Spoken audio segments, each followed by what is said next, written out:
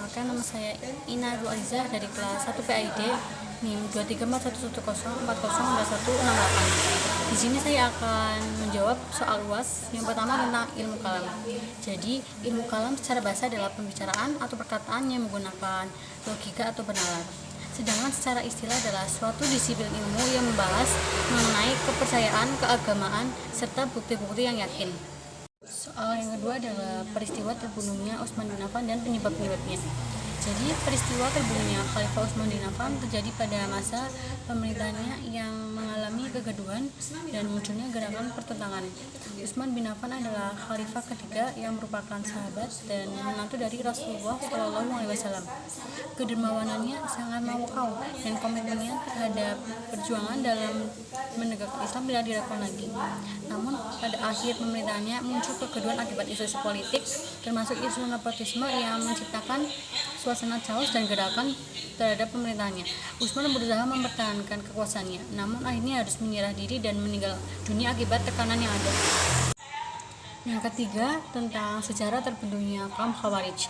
Jadi kelompok Khawarij muncul sebagai hasil ketidakpuasan terhadap penyelesaian perselisihan antara Ali bin Abi Thalib dan Muawiyah bin Abi Sufyan melalui Arti-Brase setelah perang Siffin.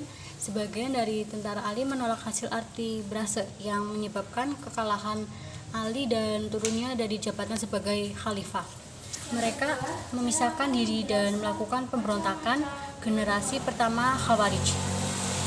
Khawarij bersikap bermusuhan terhadap Ali dan Muawiyah serta menganggap seluruh umat Islam selain mereka sebagai kafir dan menghalalkan darah serta harta benda mereka.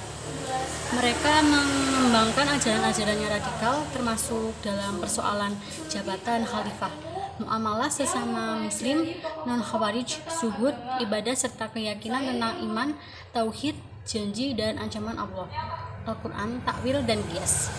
Khawarij juga terpecah menjadi berbagai sekte seperti Azariko, Surfiyah dan Ibadiyah.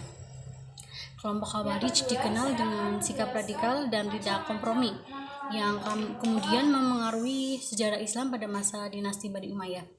Mereka juga dianggap memiliki kesamaan ideologi dengan kelompok teoris dan gerakan radikal Islam kontemporer sebagai sekte Khawarij yang paling populer antara lain Al-Mukhaimah, Al-Zarika, An-Najah, Al-Sufiyah, Al-Jarida, dan Al-Ibadiyah.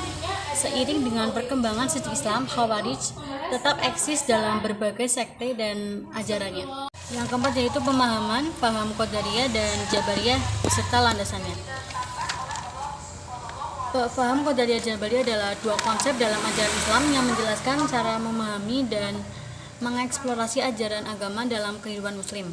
Berikut ini adalah pemahaman yang dianut oleh kedua paham aliran tersebut. Paham Qadariyah. Yang pertama, paham Qadariyah.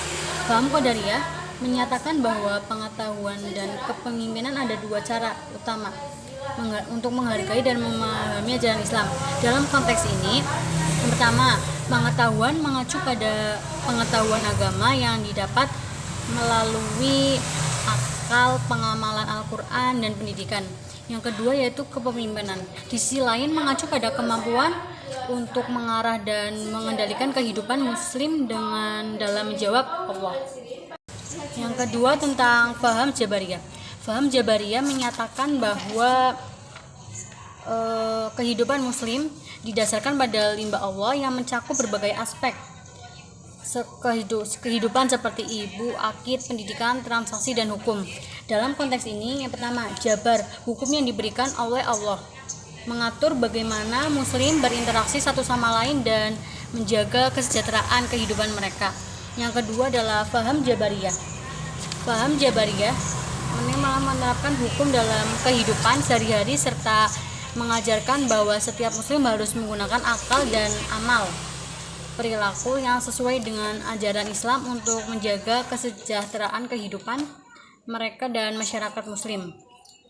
Secara keseluruhan, ayat yang dijadikan landasan paham oleh kedua paham ini meliputi yang pertama Al-Quran surat Al-Mulk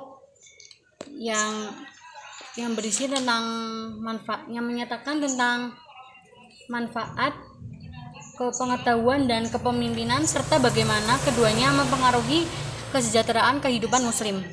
Yang terakhir yaitu tentang sejarah terbentuknya aliran Mu'tazilah. Seiring dengan perkembangan Islam, aliran Mu'tazilah muncul pada abad ke-8 Masehi di Khalifah Abbasiyah. Aliran ini muncul sebagai hasil dari perpaduan antara pemikiran filsafat Yunani, khususnya pemikiran rasional Aristoteles, dengan ajaran Islam. Mu'tazilah menekankan pentingnya akal dan nalar dalam memahami ajaran agama serta menganggap bahwa manusia memiliki kebebasan mutlak untuk memilih perbuatan baik atau buruk. Mereka juga memperkenalkan konsep tauhid dan menolak antropomorfisme dalam memahami sifat-sifat Tuhan. Aliran ini juga terlibat dalam perdebatan teologis, terutama seputar konsep keadilan ilahi dan status orang berdosa di akhirat. Meskipun aliran Mu'tazilah perlahan menghilang pengaruhnya, setelah abad ke-10 Masehi, pemikirannya tetap memberikan kontribusi penting dalam perkembangan teologi dan filsafat Islam.